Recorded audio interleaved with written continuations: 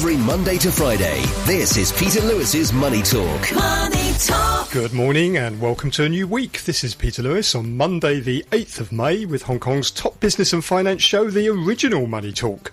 This podcast is sponsored by Surfing Group, which is headquartered in Singapore and offers online financial services to 30 million customers across 10 countries. In today's business and finance headlines, US jobs growth was stronger than expected in April, confounding expectations of a slowdown. The US economy added 253,000 non-farm jobs last month, beating forecasts of 180,000. The unemployment rate fell back to a half-century low of 3.4% from 3.5% the previous month. Hourly wage growth accelerated to 0.5% month-on-month after a 0.3% increase in the prior month. And that was the fastest increase in average hourly earnings in 9 months. Activity in China's private services sector grew for the fourth consecutive month in April. The Caixin China General Services PMI slipped to 56.4 from March's 28-month high of 57.8. However, it remained in expansionary territory in contrast to the manufacturing PMI, which has fallen into contraction territory. US Treasury Secretary Janet Yellen yesterday warned of economic chaos unless Congress raises the debt ceiling. She reiterated her warning that the Treasury Department may run out of measures to pay its debt obligations by June the 1st, causing a steep economic downturn in the US. HSBC on Friday comfortably defeated a proposal supported by its largest shareholder, Chinese insurer Ping An, which has been trying for more than a year to split the bank in search for better returns. At a shareholder meeting in Birmingham, England, it failed to gain the backing of any other major shareholder, as investors voted to reject the proposal. HSBC Chairman Mark Tucker told the AGM the vote draws a line under the debate over the structure of the bank. On today's programme, I'm joined by Alex Wong, Director at Alex K.Y. Wong Asset Management, and Frederick Chu, Managing Director at Magnum Research. With a view from mainland China is Ben Cavender, Managing Director at the China Market Research Group. And if you want to get in touch, please go to my website. You'll find it at peterlewismoneytalk.substack.com. Peter Lewis's Money Talk. Risk appetite returned to Wall Street Friday after Apple, the largest US company by market value, reported first quarter results that exceeded analysts' expectations. Apple's shares rallied 4.7%, helping to snap the S&P 500's 4-day losing streak. The benchmark index climbed 1.9%, ending the day at 4,136. The Dow added 547 points, or 1.7%, to close at 33,674. The Nasdaq Composite advanced 2.3% and closed at 12,235. Despite Friday's rally, the Dow and the S&P 500 logged their worst week since March. The Dow lost 1.2%, while the S&P 500 dropped 0.8%. The Nasdaq eked out a small weekly gain of 0.1%. Regional bank stocks bounced back on Friday, although small and mid-sized banks are still nursing heavy losses for the week after the failure of First Republic. The rebound for regional bank stocks was boosted by notes from JP Morgan, which upgraded Western Alliance, Zions Bancorp and Comerica to overweight. The firm said those three banks appear substantially mispriced, in part due to short-selling activity. Shares of Los Angeles-based PacWest surged almost 82%, recouping some of its 49% decline on Thursday when the lender announced it was reviewing its strategic options. And in May so far, PacWest shares are down almost 57%.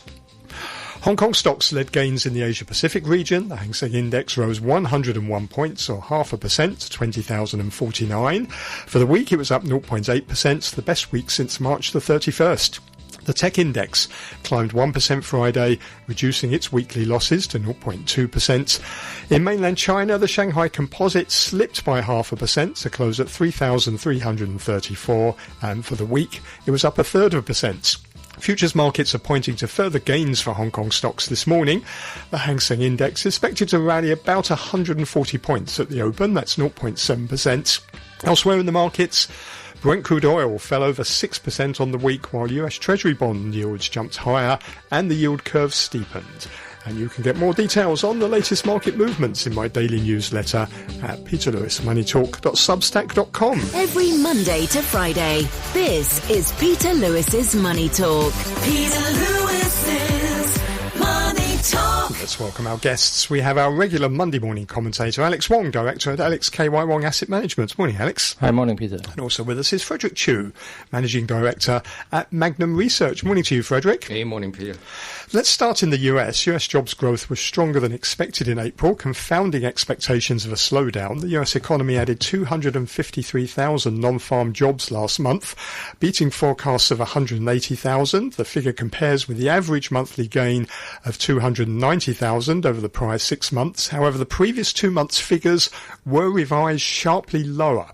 The unemployment rate fell back to a half-century low of 3.4% from 3.5% the previous month. That matches the lowest reading since 1969 and compared with consensus forecasts of 3.6%. And hourly wage growth accelerated to 0.5% month-on-month after a 1/3% increase in the prior month. Analysts had expected them to remain steady at 1/3%, and that was the fastest increase in average hourly earnings in 9 months. Alex, let me get your thoughts first. A surprise, I suppose, on the unemployment rate and also on the average hourly earnings. What's your thoughts overall about the state of the US labour market? I think this is still surprisingly resilient. But, of course, I think people probably would expect the hiring to slow down later on, I think, because we do have a banking crisis, and that I think would limit banks' lending. And then the impact of the interest rate hike, I think, finally will be reflected on the job markets, and we are seeing layoff in many sectors right now. So I think later on probably we will see some impact on the real economy. But right now it is still surprisingly resilient, I think, because probably because of the strength in the services sector. We had a sharp revision downwards in previous months, didn't we? The 2 months prior from that, in March. Initially, the estimate was for 236,000 jobs. That got revised down to 165,000. Is that a sign maybe that the jobs market is slowing and maybe it's going to be set to slow more in the coming months, do you think? I think it will slow in the coming months because, as I've said, at least we got some tightening in the monetary base because we do have the interest rate hike, and also I think the bank sector will be more prudent in their lending. So that I think finally will impact the real economy. Frederick, what are your thoughts, particularly on this revision down? Because analysts have really, for quite a while now, underestimated the strength of the US jobs market, haven't they? Since the beginning of 2022, the US economy has added about 6 million jobs. Analysts have been expecting about a cumulative 4.2 million jobs. So quite a big difference between what the forecasts have been and where we actually are.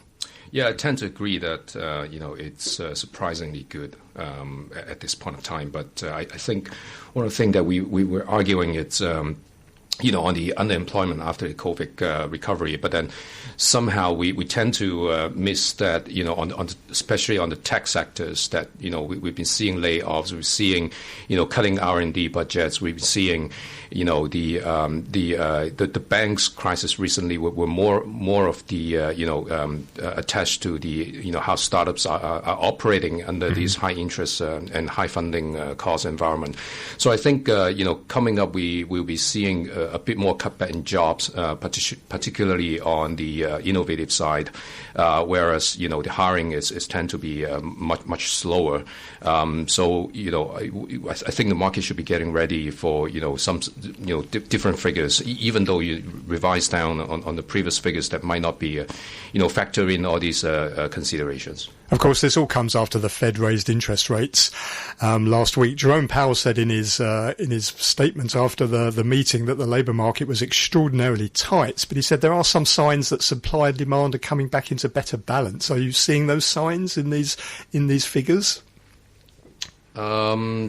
Yeah, I think it's looking that way. To be honest, I think that what the Fed is trying to, obviously justify on what the actions have been taking through the May meeting and potentially on the upcoming ones. But I think we should stay put on what's exactly is turning up now.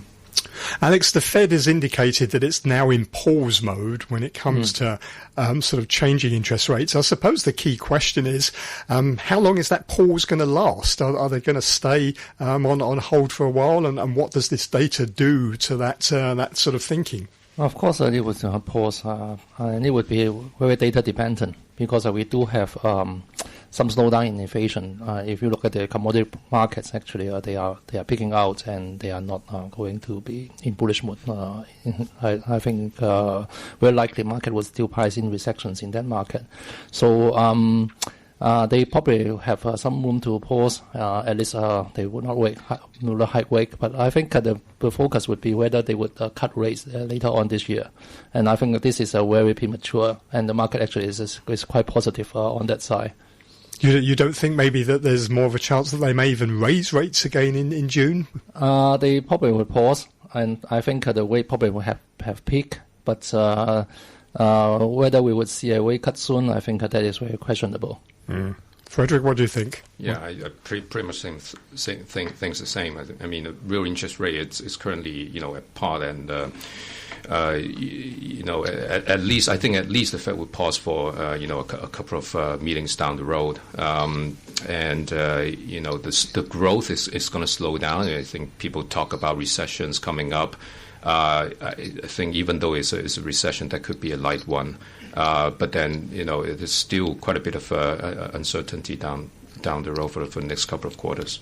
What does this unemployment rate, 3.4%, it's the joint lowest now since 1969. It doesn't really suggest a recession, does it, when you've got unemployment at that sort of levels? Do you think maybe the US will avoid a recession, or has there got to be more tightening even? Yeah, that's right. I think a deep recession is not likely, at least from what we are seeing at this point of time. But a slowdown in growth is probably something that we're expecting, and the slowdown in growth from U.S. In terms of consumption as the biggest consumer in the world, I think that would have a chain reaction into areas like China and those manufacturing countries. Mm-hmm. Alex, what do you think about this unemployment rate? I mean, it's pretty incredible, really, isn't it? Yep. I mean, we're the lowest in 50 years. Doesn't suggest a recession's coming. Yeah, but I think the economy will slow down because, as I said, we do have a rate hike, like a series of rate hike already, and then we do have the Ukraine crisis, and so we would see the impact on the real economy. So I think the unemployment will start to rise again. Mm. Okay. Let's turn our attention to China because we've had some data out here as well. Activity in China's private services sector grew for the fourth consecutive month in April. The Caixin China General Services PMI slipped to 56.4 in April from March's 28-month high of 57.8. However, it did remain in expansionary territory, which is in contrast to the manufacturing PMI, which fell into contraction. Both new orders and foreign sales increased at softer paces, while employment grew the least in 3 months. Business sentiment deteriorated to a 4-month low, and on the price front, input cost inflation accelerated to a 12-month high due to elevated staffing costs and higher prices for raw materials, while output cost inflation rose slightly. Alex, we're getting a picture now, aren't we? We've got now all 4 surveys, the 2 Caixin surveys, the 2 official ones, both saying the same thing, that services is doing okay, but manufacturing isn't. I think manufacturing would still be bad because we are seeing relocations of manufacturing base by foreign companies, and I think the demands from overseas actually will slow down later on. So manufacturing sectors would still be bad. The services sector is strong because we are still seeing revenge spending by Chinese citizens. I think that probably would still be okay for a while. What do you think, Frederick?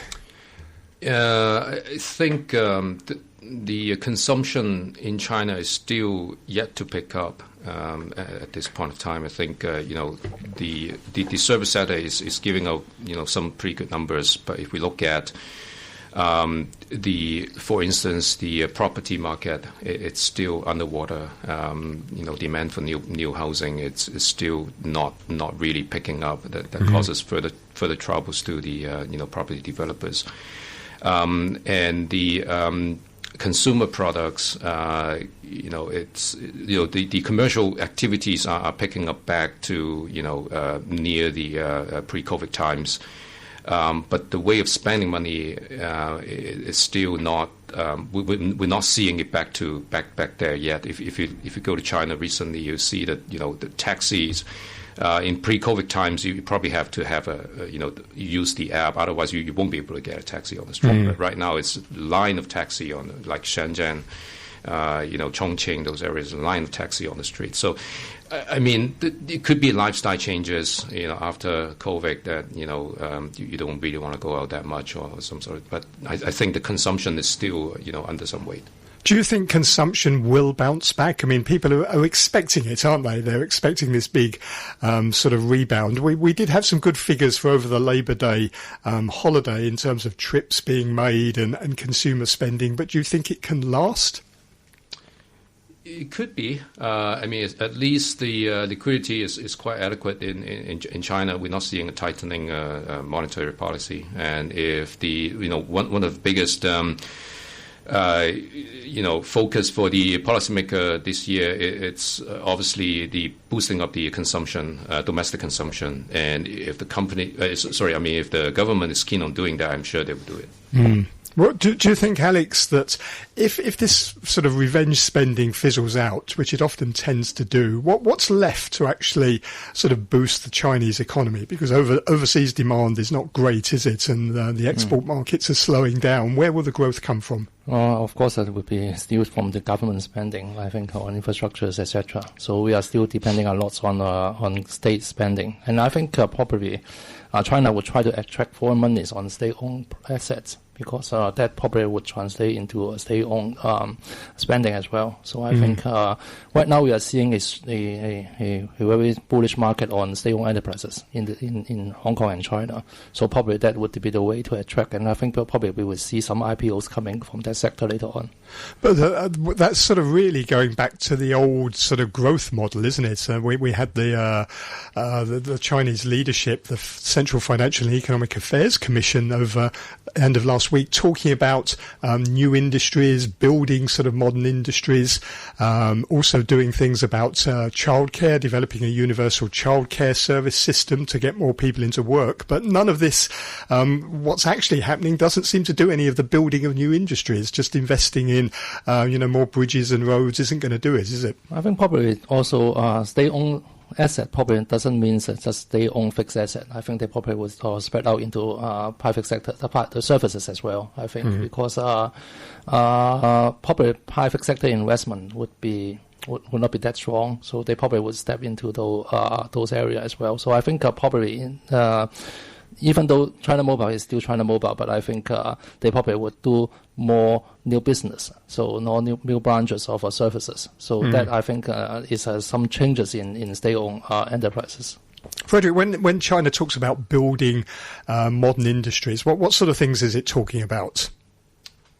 Well, I think it's a cycle thing in China, especially coming from policy perspective, go public, go private, and then rebuilding, etc. I think it's more of how you want to regulate a particular sector, like building up new industries. It all has to do probably with a new exchange or new tech type of business model.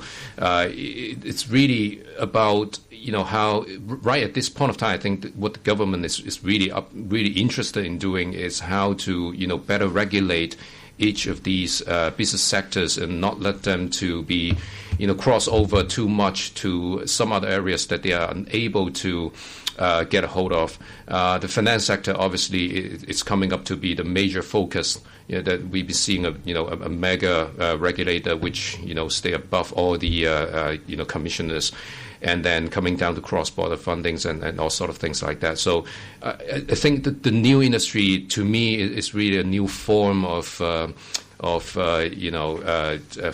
formality from a government's standpoint. And what happens to the old industries? Do they just get phased out, the things that the government wants to have replaced? Or is this, are we going to see some dramatic changes, or is this going to be a gradual phasing out of, I don't know, maybe coal-related industries and moving into more environmental friendly type industries?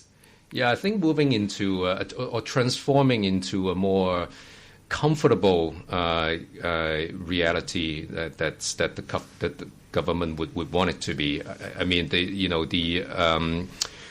major engine is still coming in from tech, finance, real estate, property, etc. But those are the sectors still exist for the long time. But then the way they operate could be fundamentally different. Mm.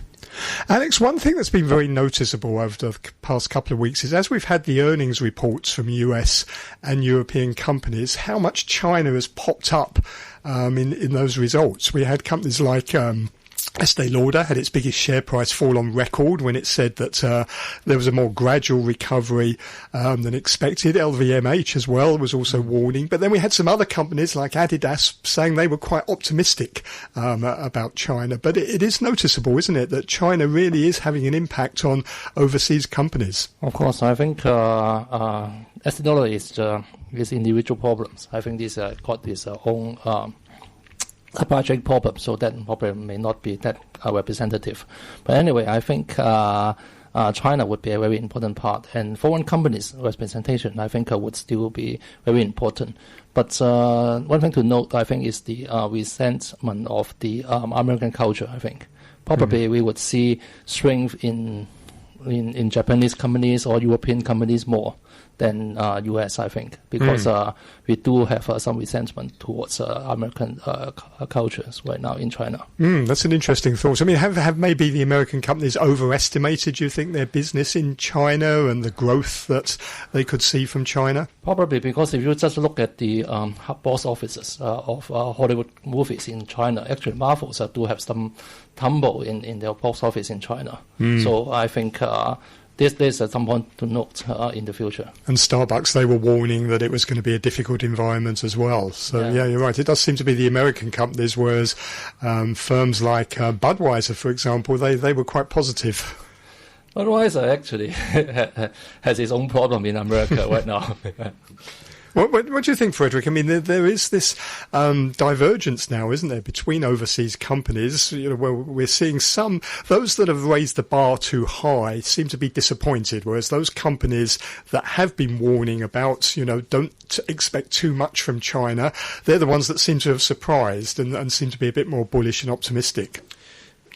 I think it's more to do with the way that you think you can do business in China. I think, for foreign companies, they always will have a perception. It's, China, big country, many people, a big market and so forth. And once you step into it and then you operate it in your own way or in your home way, then you get what you expect of them. But it's not the case. I mean, China is a very unique market, have a unique culture. It has, the kind of Chinese way of thinking towards many things. So I think you really have to understand how things are working. Just like Japan, why do we have to X Japan out of the entire Asia? It's because of the uniqueness in the culture. And if you want to do business there, you really have to be on the ground. Have the domestic type of thinking and planning in order to help you to get through many things. But we've been seeing numerous cases like the foreign companies coming into China, operating in their own way, that comes up with some sort of a clash. I'm not saying about like which one is good or not good, but it's just a clash that you really have to get through. I want to get your thoughts about the markets out here as well, but also let's start in the US. We seem to have a bit of a risk-on market on Friday, didn't we, Alex? Sort of sentiment seemed to be improved. The share prices of some of these regional banks rebounded. But are we sort of out of the crisis, do you think, or there's more to come? I think at least we are out of the banking crisis. I think would only limit it to the regional bank sectors. People probably would not worry about the large banks in the US right now, but I think overall the credit actually would be tightened later on because of this. So that would have some impact on other sectors later on. For overall, I think the US market actually is supported by a few counters right now. and people are talking about a very weak breadth in the market in the US. So, and also the S&P actually has a very strong resistance around 4200 right now. It's just about 10 companies, isn't it, that are holding up the S&P 500, which is not great. Yeah, that's the key concern right now, because we do have some spread out in on Friday. That is some encouraging side, but the point is that we do have a retreat in treasuries recently, and also the US dollar actually is not that weak. So I think we should be a little bit prudent, because every time when the S&P approaches 4,200, actually they got a pullback. So that is a key level to watch right now. Frederick, there's another crisis potentially brewing. Janet Yellen warning that if the debt ceiling isn't raised, the government's going to run out of money by the 1st of June, and it's going to be an economic and a constitutional crisis. Is she overplaying her hand here, or is she right? Yeah, I think so. I think it's just a political drama here. I'm more looking into the banking thing. It's not a credit crunch, but it's all about how these depositors, which are the startup companies, are spending money and their business model, etc. But the political side, I think it's going to be resolved last minute. So. Okay, Alex, let me ask you about sort of Asian markets in general. What I want to get some thoughts on are, if this scenario plays out where the Fed is now on pause for a while, maybe for the rest of the year, the US economy slows, maybe doesn't crash into recession, but slows moderately.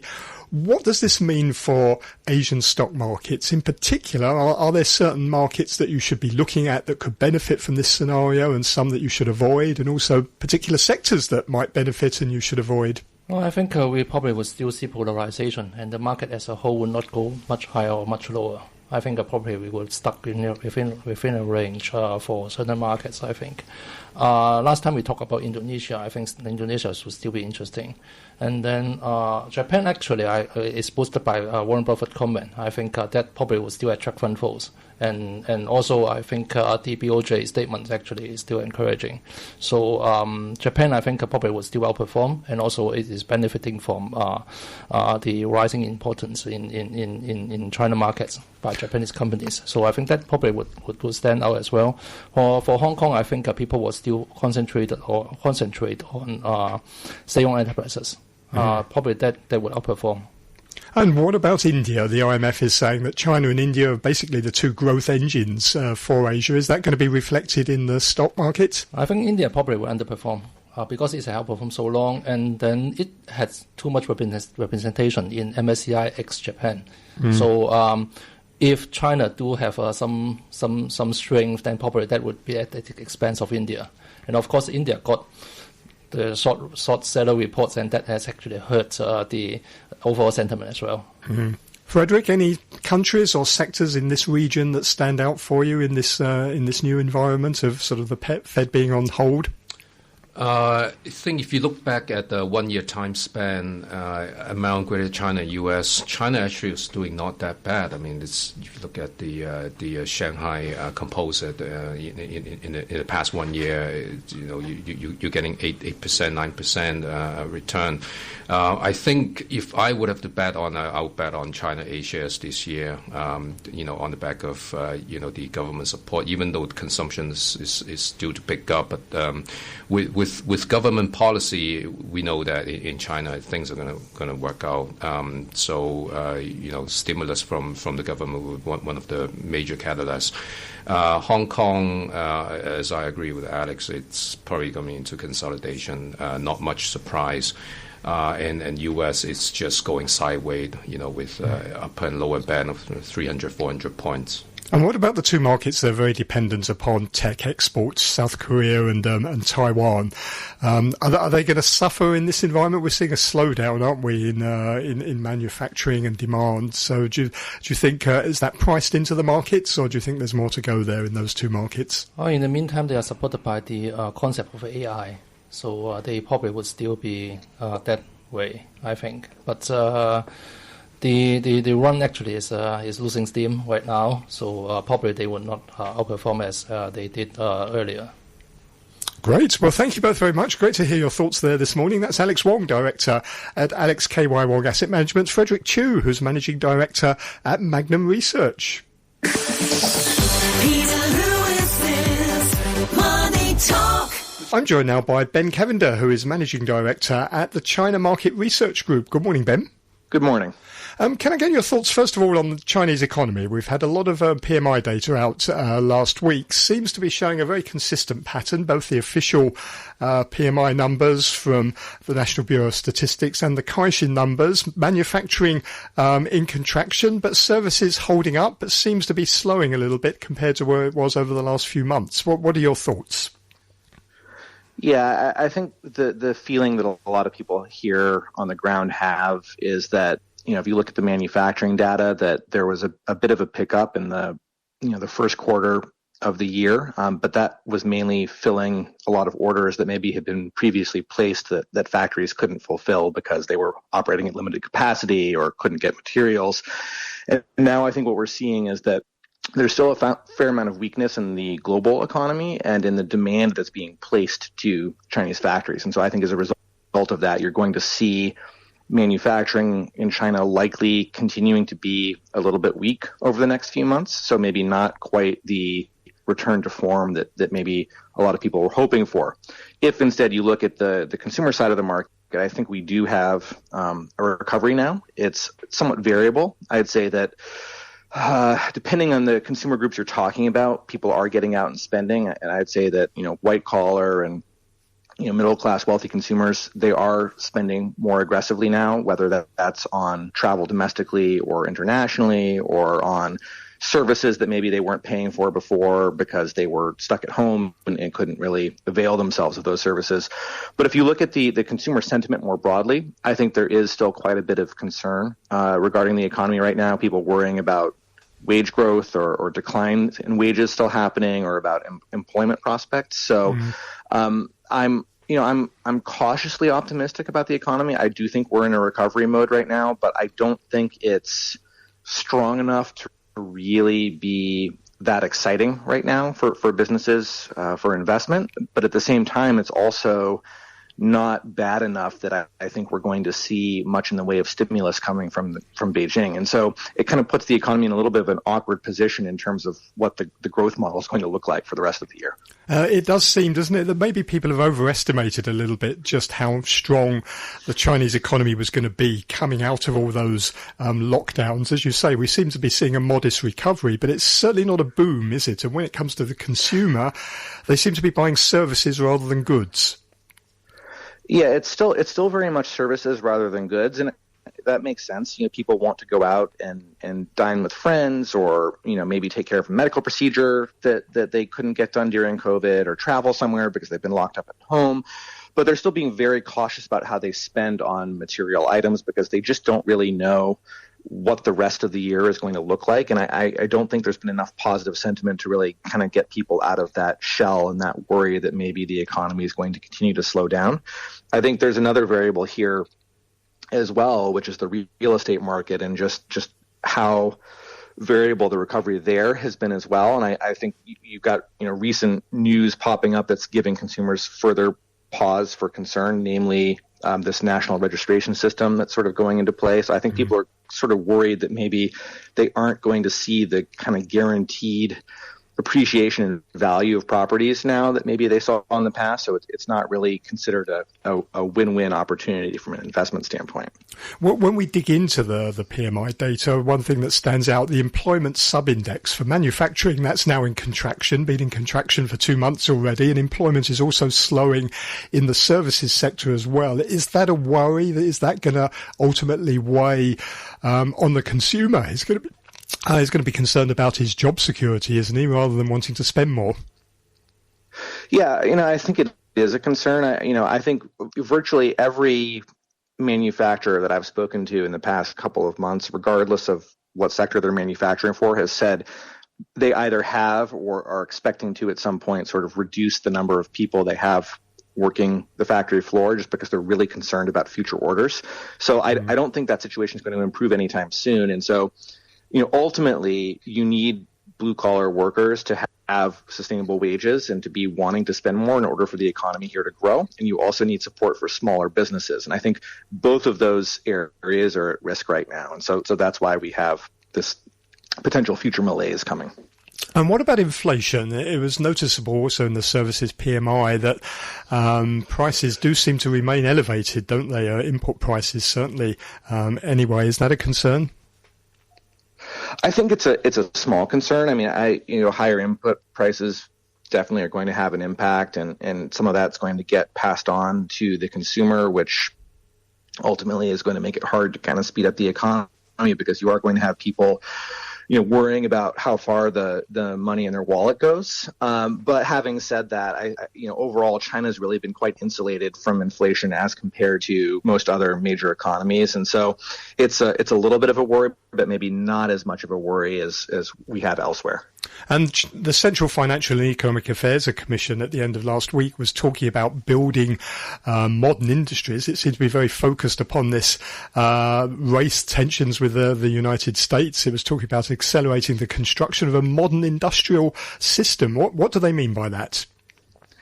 Well, I think China is very much operating on this plan that there are a few key sectors where China absolutely has to be the dominant player globally over the next 50 years if they're going to be able to escape the middle income trap and sort of continue to create positive quality of life for Chinese nationals. And so I think if you look at where stimulus money is going to go and where government investment is going to go, it's really going to be earmarked for semiconductor industry, for applications that rely on those semiconductors, so quantum computing, AI, battery technology. So I think we're going to see a lot of growth in those spaces, but at the same time, it's very hard to completely direct economic policy and have it work perfectly, especially if you're not also supporting regular, everyday small businesses. And what does this slowdown in China's economy, or the deceleration anyway, mean for overseas companies, European and US companies operating in China? The China business is popping up quite a lot in their earnings reports at the moment, isn't there? Estée Lauder mentioned it when it had its big share price fall. Adidas, Anheuser-Busch have all been talking about their businesses in China. It seems that maybe some of them, anyway, have certainly sort of overestimated the rebound, and then that's hit their share prices when investors have been disappointed in the earnings call. Yeah, I think a couple of things have happened. I think one is that China really carried global sales for a lot of these companies for the first couple of years of the pandemic, and I think a lot of companies did a really poor job of both forecasting in the closure of the economy here and then forecasting the reopening. And so they've sort of been put in a precarious position with too much inventory, not really being able to sell through to consumers here, while still putting a lot of pressure on China as a market to kind of carry growth globally. So that's where you see the problem happening. But I think the bigger issue going through COVID is that a lot of multinationals didn't really either empower their local teams enough or kind of paused a little bit on investment and support here. And the end result has been it's given domestic Chinese firms room to become quite a bit more competitive. So whether you're talking about beer sales or you're talking about cosmetics, they're really operating in a much different environment now. It's still a really good market, and large foreign brands especially should be investing here and trying to take a winning position in the market, but they have a lot more competition than they did a year ago or 2 years ago. And are the geopolitical tensions also worrying them as well, and maybe causing them to pause a little bit their investment? Well, yeah, I think it is a concern. Especially if you're in more sensitive industries. I think if you look at tech, for example, it very much should be a concern because there are going to be a lot of eyes on the business, and it may just be impossible to operate cleanly here. If you look at more consumer goods type brands, I think the reality when you talk to consumers is that they're still very much driven by, is this, the right brand heritage? Is it the right style? Is it the right fashion? And they're continuing to purchase foreign brands. But at the same time, there's a lot more competition for their choice. And how much is this new counter-espionage law affecting Chinese overseas businesses in China? Is that something they're worried about? Because we've seen these raids, haven't we, on the offices of Bain and some other consultancies. Is that a concern for companies? Yeah, I think it should be a concern. I think, the reality is if if the business is operating cleanly, it may get a close looking at, but ultimately will be okay. But I think there's some things that foreign businesses especially need to be really leery of doing here. And so one would be doing direct research into, how another business, especially a Chinese business, operates, who the stakeholders are, who they're related to, things like that, because that's going to get a lot of scrutiny right now from the government. And counter-espionage laws like this could come down very hard on businesses that offer those services. So I think it's a case of be very, very careful what you're doing here and make sure that everything is very clear and above board.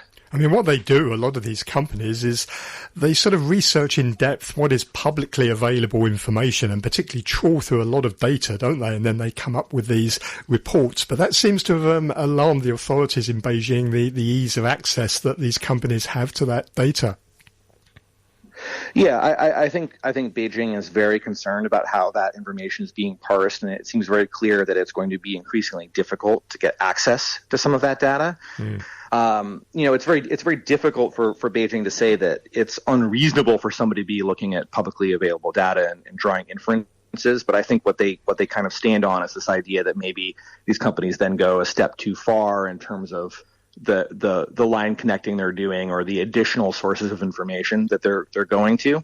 So it's a very touchy area right now, and it's not going to be a big issue for most companies here. But if you're looking at companies that are doing this sort of due diligence type work, I think it's time to be very, very careful. Tell me a little bit about the markets, the Chinese markets. Despite the fairly good GDP data and the recent economic data that we've seen, which is showing a modest rebound, the Chinese markets seem to be the global underperformers at the moment. Yeah, I think I think on the one hand you have the concerns regarding politics, and that's made a lot of foreign funds very leery of sort of increasing their investment in China right now because they're just waiting to see how things shake out. I think the other side of this as well, which I sort of alluded to before, is that we have this rebound happening, and it's in some ways stronger maybe than people had expected. And the result of that is that now we're not expecting to see much in the way of direct stimulus coming from the government. I think a lot of investors were expecting that stimulus to happen and seeing that as the thing that was going to really propel growth for a lot of these stocks. And now that that's not likely to happen, maybe the upside case for how performance is going to go, at least for the first half of this year, is quite a bit more bearish than it was previously. And that's why you're seeing the underperformance. Ben, always a pleasure. Thank you very much indeed. That's Ben Cavender, who is Managing Director at the China Market Research Group. Thank you for listening this morning. Do please take a look at my daily newsletter, which has far more information on it on some of the topics that we've been talking about today. You'll find that at peterlewismoneytalk.substack.com. I'll be back with another show tomorrow. Joining me then will be Asian Fund Management Industry Consultant Stuart Allcroft, Sean DeBow, Chief Executive Officer at Horizon Capital Asia, and our US economics correspondent, writer and broadcaster Barry Wood. Have a great day. Money Talk